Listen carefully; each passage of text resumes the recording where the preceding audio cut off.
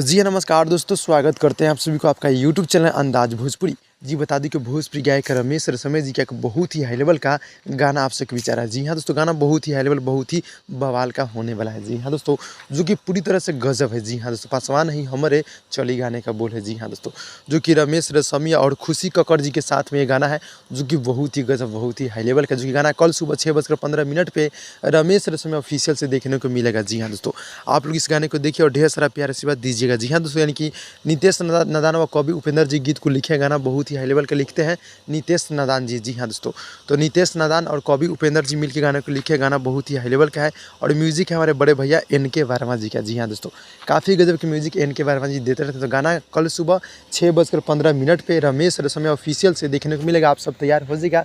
जितने भाई लोग देख रहे हैं, आप लोग मेरे चैनल को सब्सक्राइब कर नोटिफिकेशन बेल आइकन आप लोग ऑल पे कर दीजिएगा, ताकि आप लोग को नोटिफिकेशन मिलते रहेगा। जी हाँ दोस्तों, तो कल सुबह भोरे भोरे आप सब रेडी हो जाइएगा। मिलते हैं अगले वीडियो में, तब तक के लिए धन्यवाद दोस्तों।